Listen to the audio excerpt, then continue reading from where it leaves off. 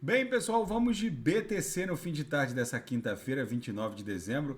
Agora na Espanha são 23 horas e 29 minutos, no Brasil 19 e 29 da noite já. Gente, o mundo cripto foi sacudido pela notícia de que vem uma leva de investigações, não só da SEC, mas também dos órgãos de repressão criminais norte-americanos, né? Depois já vou falar disso. E muitas altcoins tombaram. Vocês veem que a BTC basicamente ficou ali no nível da estabilidade.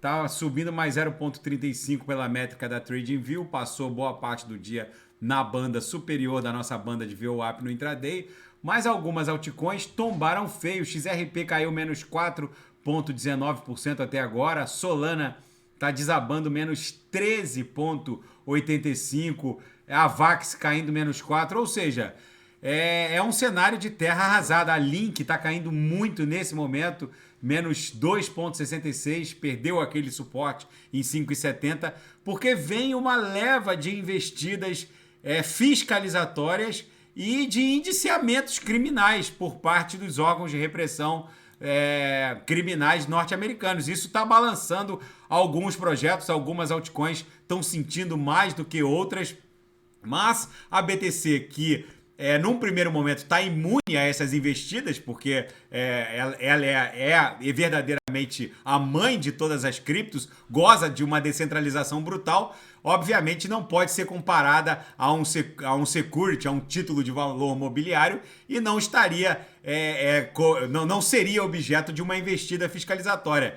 Tanto é que a gente respeitou aqui a base dessa cunha triangular, que permanece plenamente vigente. Ontem a gente deu um beijinho na base do canal de Keltner. Agora a gente está espremido entre a base da nuvem de Shimoku, que recuou, desceu para esses quadrantes mais baixos aqui, e a BTC está espremida entre a base da nossa cunha triangular e a própria linha inferior da BTC, que recuou. Na projeção, a nebulosidade avermelhada segue perdendo espessura, o que indicia que há um impasse entre compradores e vendedores. É o chamado silêncio que precede o esporro. A gente está se aproximando do bico dessa figura triangular e na projeção a nebulosidade está estreitando, já que há uma indecisão entre compradores e vendedores. Na nossa banda aqui de VWAP mensal, ela vai se encerrar agora em poucos dias, né? Já que vai virar o mês de dezembro, vai virar o mês e o ano, né? Vai ser virada de VWAP anual, mensal e semanal. É possível que haja uma certa volatilidade aqui nas últimas horas do ano. Mas, de uma maneira geral, ontem a gente beijou aqui a lower da nossa banda de VWAP mensal e agora a tendência é que a gente busque o estresse da própria VWAP mensal. É normal que depois da virada a gente busque o patamar da VWAP do mês anterior. Então, eventualmente, olha aqui, teve a virada do mês 10 para o mês 11, a gente rapidamente buscou o patamar da VWAP do mês, já dentro do mês 11, a gente buscou o patamar do mês 10. Aqui virou do mês 11 para o mês 12, rapidamente a gente foi buscar o patamar da VWAP do mês anterior. Então, mesmo que a gente promova a virada da VWAP anual e mensal agora a partir de janeiro e o patamar fique aqui nesse quadrante aqui em 17 mil, é normal que ela busque rapidamente o patamar da VWAP do mês 12, né? Depois que a gente entrar no mês de janeiro, justamente porque é um padrão comportamental da BTC. Virou, olha aqui, ó. Virou rapidamente, ela foi buscar o patamar da VWAP do mês anterior. Ó. Olha o que aconteceu entre o mês 8 e o mês 9. É um padrão comportamental da BTC, buscar o patamar da VWAP mensal do mês anterior ao da virada. Enfim, no intraday a BTC tá um reloginho, batia na lower, voltava para VWAP, encostou aqui na upper, voltou para VWAP. Todos os sinais ofertados na sala fecharam rapidamente, justamente porque esse setup aqui tava um reloginho, foi bom de tradar hoje, foi lucro no bolso dos assinantes. E na Seara Fática, a principal notícia é essa. Inclusive o advogado da XRP deu conta de que numa conversa com os dirigentes da SEC vem sim uma mega investida fiscalizatória. Alguns analistas estão até encontrando uma orquestração entre o Wall Street e a SEC, a CVM norte-americana. Alguns acreditam que os preços das criptomoedas podem cair ainda mais, permitindo que instituições financeiras tradicionais como Goldman Sachs e JP Morgan possam comprar altcoins de bons fundamentos a preços módicos, inclusive ações do setor como a Coinbase, que está vendo o seu market cap simplesmente ser reduzida a pó. A Coinbase, nesse momento, tem uma capitalização de mercado abaixo de 9 bilhões de dólares. Ou seja, é uma situação absolutamente bizarra. Agora começam as bizarrices, né? Um market cap completamente dissociado da receita em taxas da corporação empresarial. E o caso do Sam Bankman-Fried, né, o ex-CEO da colapsada FTX, alguns advogados aqui estão dando conta de que é muito improvável que a promotoria norte-americana ofereça um acordo judicial minimamente favorável para o Sam Bankman-Fried. Ele deve sim ele provavelmente vai ter que se defender das acusações ofertadas contra ele nos autos e enfrentar, sim, os mais de 115 anos de cadeia que a promotoria norte-americana está pedindo contra ele. E wallets frios, né, cold wallets da Alameda Research, que deveriam estar intocados, vamos colocar assim, usaram misturadores como, por exemplo, o Tornado Cash, que é um protocolo, né? É simplesmente um código aberto que qualquer um pode fazer o deploy na Ethereum Virtual Machine e fazer a mistura dos ativos criptos para poder inibir a fonte deles. Wallets da Alameda Research, que deveriam estar totalmente intocados, usaram misturadores há poucas horas atrás, o que indicia fortemente que o Sam Bankman-Fried ou eventualmente até a Caroline Ellison estão fazendo uso desses recursos que pertencem aos credores, no caso aos clientes, e fazendo uso de misturadores para poder inibir a origem e misturar, né, o destino desses recursos, inibindo a origem deles, que é justamente o wallets da colapsada FTX, e que deveriam estar intocados, já que pertencem aos credores. No caso, pertencem aos ex-clientes da FTX. É bizarro o que está acontecendo. Agora todo mundo que consegue vislumbrar qualquer operação suspeita nesses wallets reporta imediatamente à promotoria norte-americana. A vida do Sam Bankman-Fried e da Caroline Ellison efetivamente não está muito fácil. E as mega bolhas começam a explodir, principalmente a bolha do mercado imobiliário norte-americano.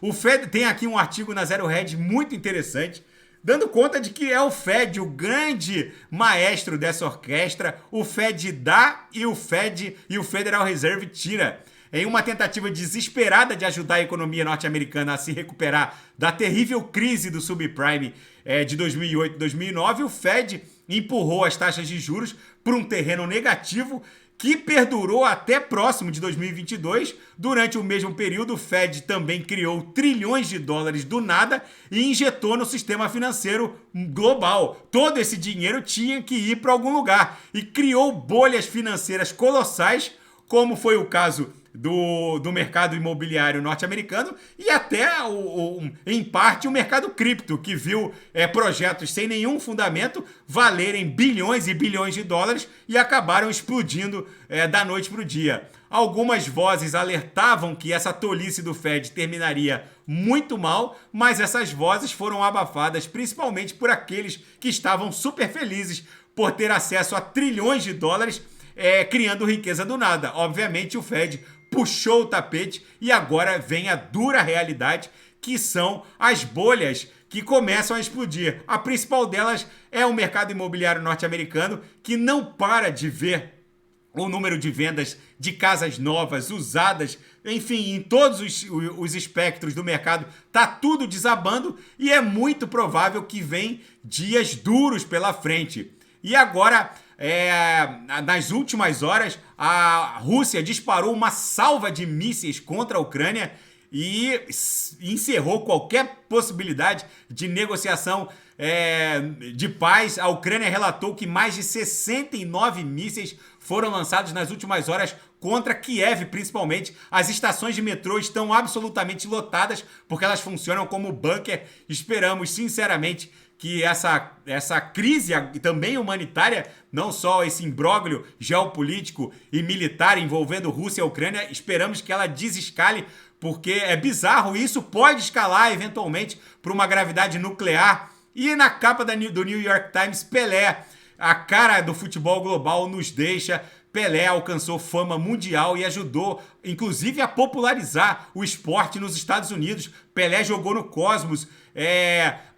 Tem toda uma polêmica em torno da ida do Pelé para o Cosmos. Teria sido uma pressão do então secretário de Estado norte-americano, o Henry Kissinger, que pressionou a ditadura brasileira para que o Pelé aceitasse jogar nos Estados Unidos e popularizasse o esporte por lá. O Pelé chegou a dizer que foi sim para os Estados Unidos por pressão de todos os lados. Ele não especificou especificamente se ele sofreu pressão da ditadura brasileira para ir jogar nos Estados Unidos, mas o fato é que os Estados Unidos têm uma dívida com o Pelé. Se existe o esporte, futebol nos Estados Unidos hoje, é graças ao Pelé, sim, que popularizou o esporte sobremaneira nos Estados Unidos, onde o futebol não era que não fosse conhecido, era impopular. E o Pelé trouxe popularidade pro futebol em território norte-americano. Ou seja, essa reportagem é um tributo também ao Pelé,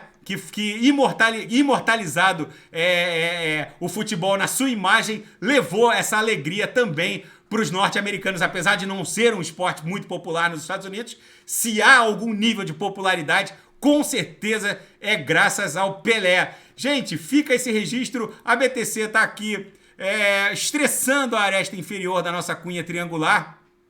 Com certeza, essa estremecida do mundo cripto, derrubando muitos projetos, como Solana, por exemplo, que não para de sangrar, tem relação direta com essa nova onda de investidas fiscalizatórias da CVM norte-americana, a SEC. Tá bom, pessoal? Fiquem com Deus. Se nada fugir do script, eu volto amanhã para analisar a própria BTC. E quem quiser sugerir alguma análise, é só colocar nas mensagens abaixo. Grande abraço, fiquem com Deus, até amanhã.